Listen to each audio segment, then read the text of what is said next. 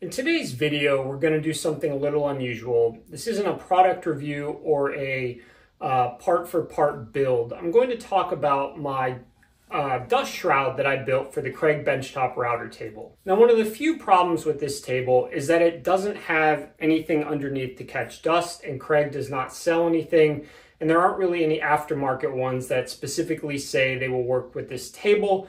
You may be able to order some and try, but I couldn't find anything that I was willing to take a risk on. So I decided to build something after a couple years of having to deal with dust that went down below and everywhere. This video is more to share what I've learned along the way, to share what has made really good dust collection and what you're going to run into with this table when you go to build your own if you do. There are a lot of things I wish I knew at the beginning along my way that I had to engineer later on to try and deal with. Hopefully me sharing this with you will give you a starting place that is significantly further ahead of where I was at the time. Now, this is not fully done in that there's got to be some finish work, but for me to be able to take it apart to show you, I couldn't fully screw down and do some caulking at the point. So this is 95% done, but left this way to make the video so I could show you the individual parts.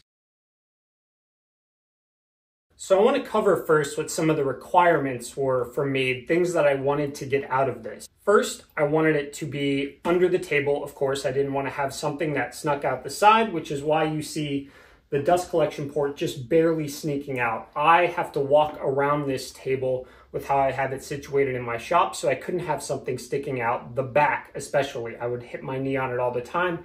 So I've come out to the side. The next was that I needed to be able to get the router out without having to remove the table and remove the box. I needed to make everything so that when I needed to remove the router, because I only have one router motor, I could do it even if it took, a minute or two. And my third requirement for myself was I need to be able to collect enough dust that I only have to vacuum the interior maybe once a month.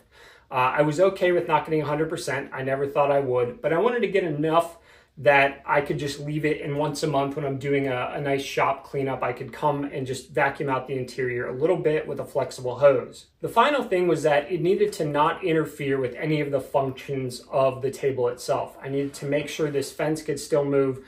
I needed to be able to open these. I needed to make sure a hose could come to the back here. The table had to work as it did without the dust shroud. And those were the parameters I worked with. Now, I ran into a lot of complications along the way. So we're going to go into first what makes good dust collection so you can then understand why I did certain things the way I did. The first one is the shortest distance between the thing pulling the air, the motor, your dust collector, and the point where the dust is being put down. That means you want to run the least amount of hose possible, and it needs to travel the least amount of distance from where the dust is going to be put down. Next is that we want to get the dust port entry as low as possible because we want to use gravity as well. Dust is going to fall down, it has weight, and therefore the lowest we can get the dust collection port to the bottom of our container, the better. Now you'll know from looking out of the side of this and just knowing from this table, we obviously run into a clear issue that we have to work around and which causes a little bit of dust collection loss. Two of the next things we need are gradual angles. We want to minimize the amount of 90-degree corners, the amount of turns and twists internally that the air is going to have to follow. We also want smooth surfaces. It's similar to how when you run ducting up high in a shop, you want a very smooth pipe versus flexible hose, which has the ribs. We want surfaces as smooth as possible to minimize the air's friction. I guess it's air friction. And by smooth, I mean quite literally a smooth surface. Next, we want to minimize obstructions between the furthest point the dust can go and where the dust port entry is. We want to close the amount of space as much as possible. And then finally, we just want as minimal air escaping. We want it to be as tight as possible from the outside. We don't want as many holes or anything in it. We want to minimize the internal gaps. And that's where later on, after I'm done with this video, there's going to be some caulking involved to really seal up a bunch of gaps that are in there. We're now going to look at the problems specific to the Kreg router table and some problems that you have to deal with any router table. But the big one is the Kreg benchtop router table, as that's what we're working with here. The first is the space and the obstructions. These bars going around the bottom here prevent a huge, perhaps insurmountable problem to getting the dust hose as low as possible when you include the distance down that the router can go when it's fully retracted. You've got two things working against each other, the height of these bars and the full height down of the router. I have the router lift in here, but I know from experience with the phenolic plate, it goes down quite a ways too. So the measurements may be a little different and you'll have to look at those yourself. I will give you the dimensions of what I built so you can have a rough idea of the sizing. We're gonna take a look at the underside of this to really spot a lot of the tricky problems that we have to deal with. And keep in mind, as we're looking at this, the things I said earlier about what makes good dust collection and what can be problems when trying to draw dust in. The first problem we have are the 4 leveling plates. You either have to decide to go internally or externally. Now, when you look at the external options, you also have these two grooves here, which the fence uses as its locking and sliding mechanism. One of the key things to know early on is you're going to have to decide your material thickness based on some of these things.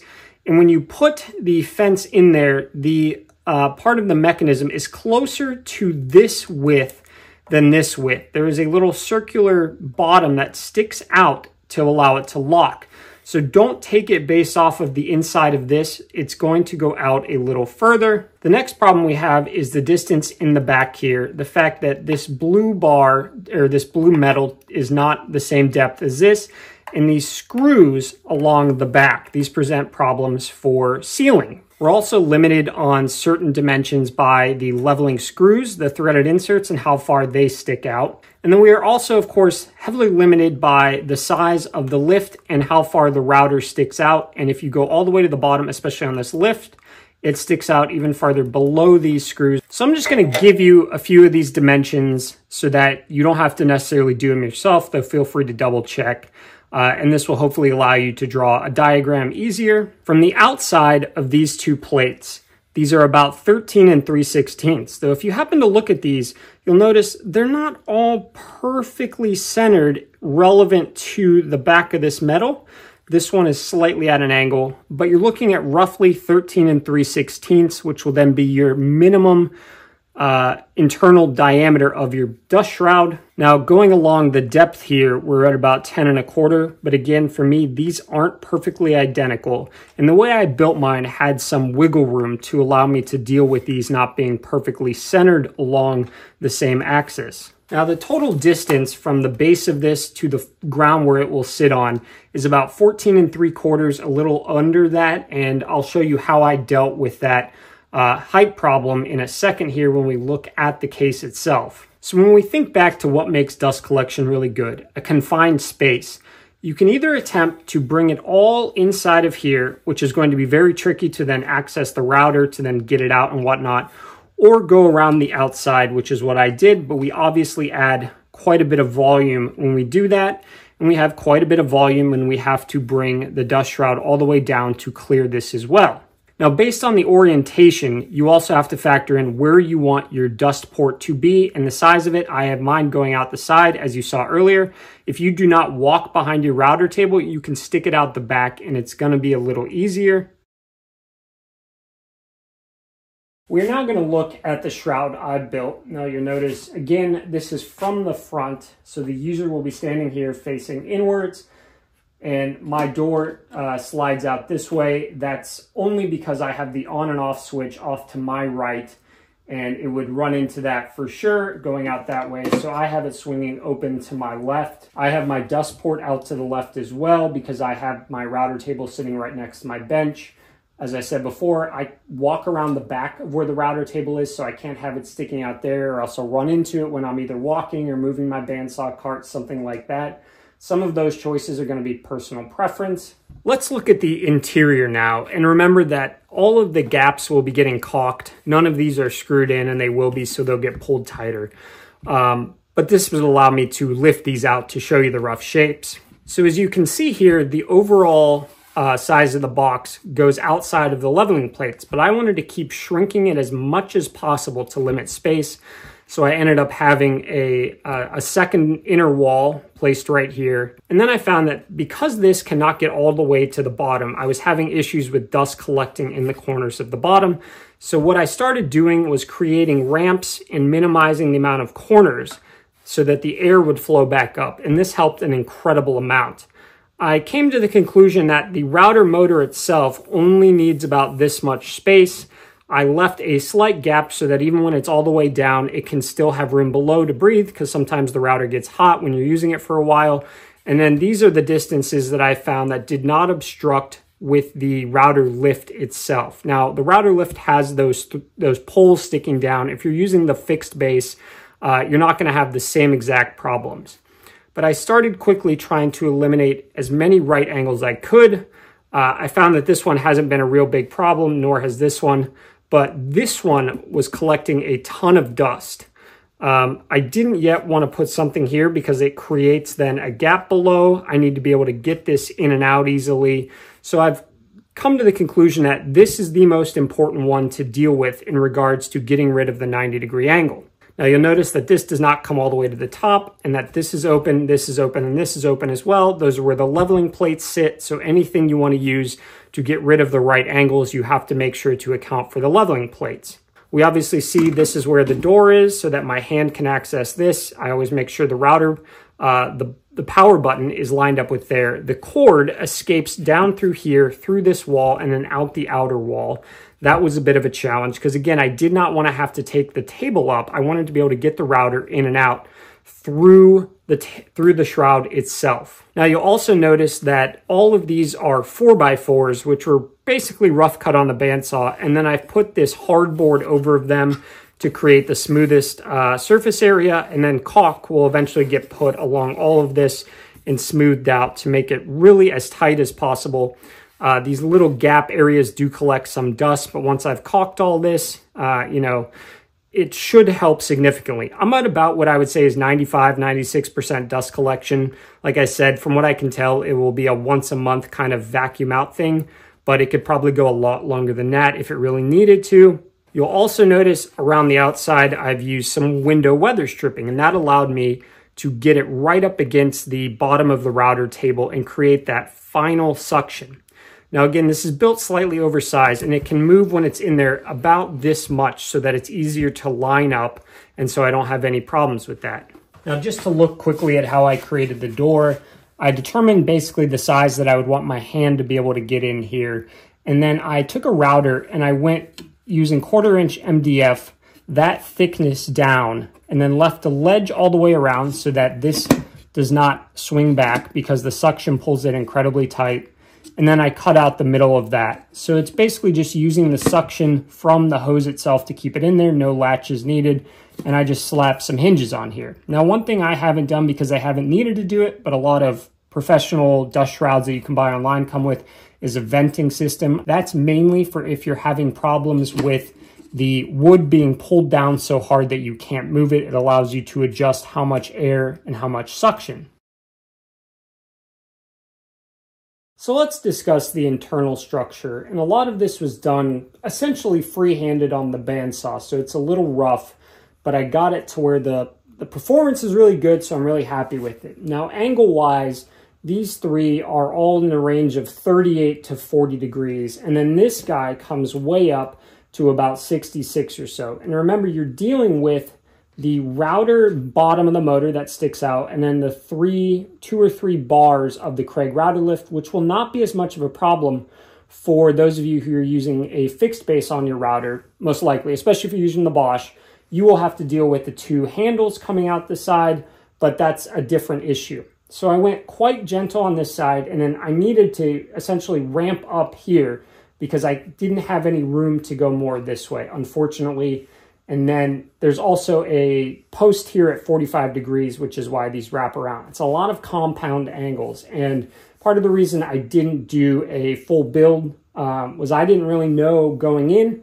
And I don't have enough memory on my computer to shoot hours and hours of footage and make mistakes and all of that along the way. So this is partly why we're doing this after the fact, is it just took me too long with too many mistakes and other things to really shoot it all. Now, you'll see I have the power cord exit here, and my plan in the end is to actually screw all of these down, caulk all of these, and then leave this guy loose because I need to be able to get the full power cord through the back, and I don't want a gigantic open hole here. I tested that, as you can see, before I put this on, and way too much dust made it back there.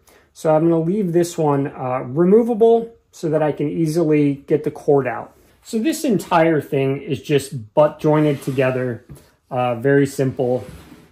I cut this hole out using the scroll saw and then just some sanding to get it. If you can possibly get this to be a friction fit, because if you ever need to remove the table and you're coming out any of the ways, you're going to run into those bars that come up. So you need to be able to get this out easily.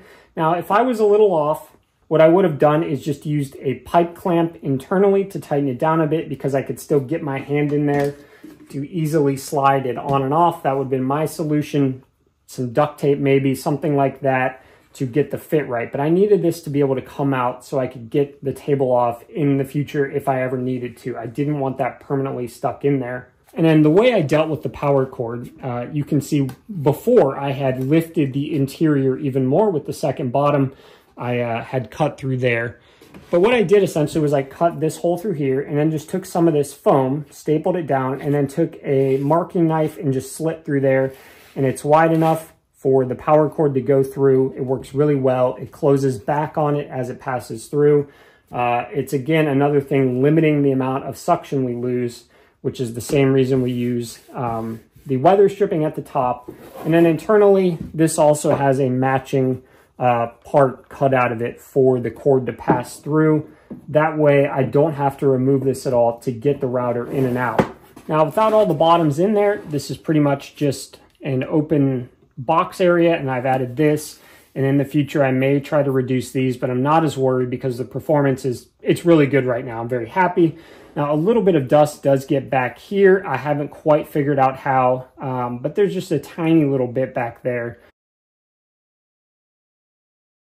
I'm going to get this put back together, and then we're going to go do some testing. The first thing I'm going to do is I'm going to show you how much dust is created without any shroud underneath, so you can get an idea of what it's like. We're going to mainly run grooves because that creates almost all dust down, as it can't be pulled out by the fence. And you're going to see it just go everywhere. It's a nightmare, and the impetus for creating this in the first place.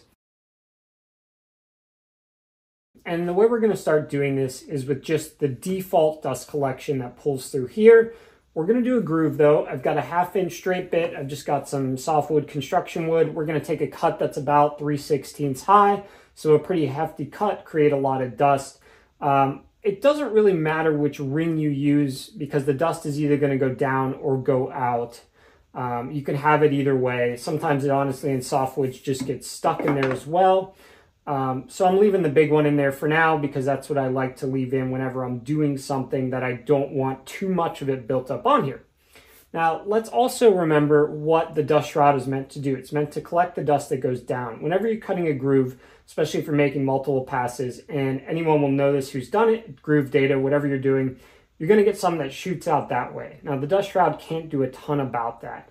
That's going to fly out. Rockler, a few other people sell mechanisms to deal with that. I have a little mechanism I use that works okay. I'll show you that later. But just know that some dust, no matter what we do, is going to fly out this way, especially on the first inch or two of the cut. But we're going to be looking at mainly what goes down. And I will also put the small insert ring in later so you can see that way. Okay, so let's look at what we've got here. We've got most of it came out of here. It didn't stick in the bottom. This is just construction lumber. So we've got plenty of it out here. Okay, not the worst thing in the world, but it is what it is. But looking down here is what we're really looking at. From a single groove at about 3/16, we just have dust everywhere. There is dust on the ground back here from that. It's an incredible amount of dust for a single cut. Imagine doing 2, 3, 4 boards worth of that, longer boards. It gets incredibly dusty. It's not great for your health. It's just a bummer to have to sweep it all up or vacuum it all up afterwards. So that's basically what we're looking at. I'm going to put the smaller insert ring in now so you can see what it looks like with that. I've put the smaller insert ring in now so we can see how it does when there's less room for it to get down. We're going to do a totally clean new area. I'm not going to go through this same one again because that does change a little bit how the dust flies out because there's empty space.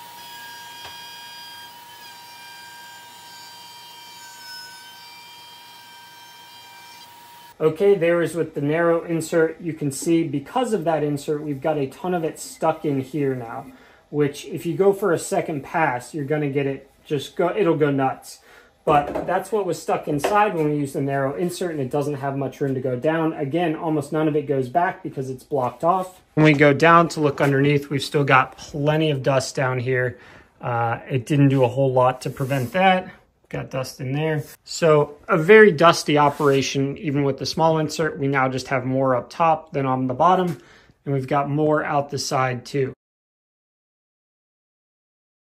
All right, we're now going to do the test with the dust shroud on. Now, since I have no need to use this back one, I'm going to close these up. I also, so far, have just been using this little lid to block the 2.5-inch port when it's on. It greatly increases the suction, though we'll show later with a rabbit that it works perfectly fine when the hose is going back here too. It's just you get way even more when you block that off. So that's something to consider if you're doing a split. If you don't need this hose, cap that off for when you're using it. It produces an incredible amount of suction just through here. We are at the same height. We're using the same piece of wood. It's the same distance, so it should produce the same amount of dust, and we're going to see where it all goes.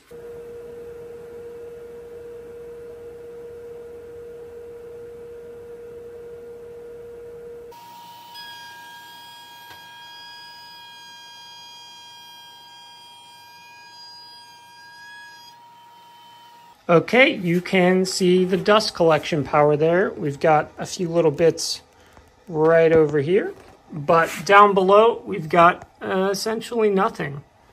Now, one thing I have learned is that if you really want to get the full suction and clean out the interior, after you're done, turn it off and stick something over it, and it produces an incredibly powerful vacuum, and it will suck almost everything out of there if it didn't catch it already. Let's look at the interior.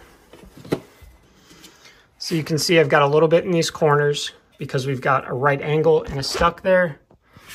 We've got almost nothing though internally. I know it's hard to see, but remember how much shot out from the same cut earlier and how little we've got in here.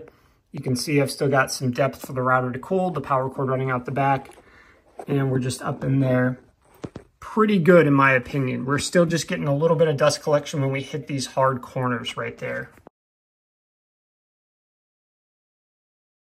So I just wanted to touch on really quick how I deal with some of the dust coming out the side. And I don't do this every time, but it's my working kind of method right now. And when you're doing grooves, if you're doing multiple passes in height, you'll notice on the second and consecutive passes afterwards, you get more coming out that way. And so far what I've come up with is using the split there. We lose some suction underneath, but that's acceptable. And as you go through, you push it out of the way. You're not getting any dust there. You come back through, you just set it back up there, and you're ready for your next cut. It's not ideal. This hose isn't quite strong enough to hold itself here. Like I said, Rockler sells a mechanism that clips on to router tables. Perhaps there's something that can be done with this. I wish this was metal somehow, or else, because I would just use magnets to stick it on there. I've thrown in a 3/4 inch straight bit to try to create even more dust at once.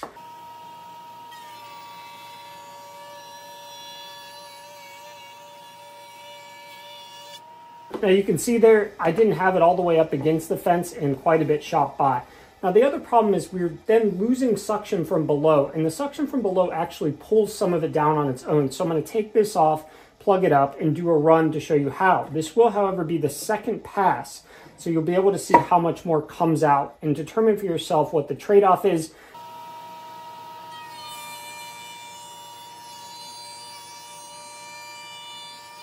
So you could see when I didn't split it off and I plugged up that other hole, there may have arguably been a little less. And it was a second cut, and the more you go, the more it'll throw out. So it's a bit of a trade-off. You get way more suction when you don't split it. If you have a large enough dust collector, even bigger than mine, you'll probably be totally fine splitting it.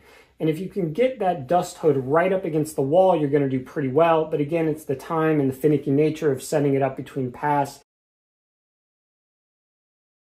We're now going to test the suction with both hoses, the 2.5 or 2 1/4, whatever it is, coming out from the Y splitter. I've put on a 1/2 inch rabbiting bit. We're going to take a fairly deep cut, maybe try to overwhelm it with dust per se. So we're going to have some going back and some going down. And I expect to get some out here because on the entry is going to be open area being thrown. But we'll see how it does. Like I said, I use a 1.5 horsepower Grizzly dust collector. So bigger than a shop vac, certainly, but nothing huge. It's not some industrial collector. So it definitely loses some suction when you start splitting it off from either individual port. But it maintains a pretty good amount. You can increase your suction back here by closing these two as much as possible. When you are normally doing a rabbiting cut with just the fence system and no shroud underneath, the hose does a pretty good job. It gets quite a bit of it. You still have to do some vacuuming up underneath though, so it's not perfect.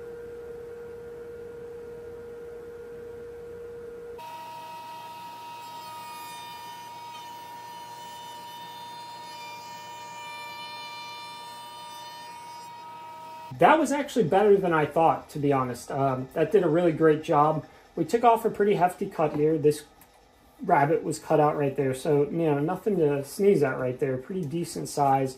I'm only seeing a little bit here. There's a little bit tucked in back there. When we go closer, we don't really have much, honestly. Just a little bit there and almost nothing down here. Now, there's almost certainly going to be some more internally.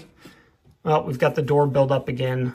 That's a problem I'll have to solve later. I still haven't quite figured out what to do with that because I need hand access. But internally, a little more. You can see where I haven't caulked.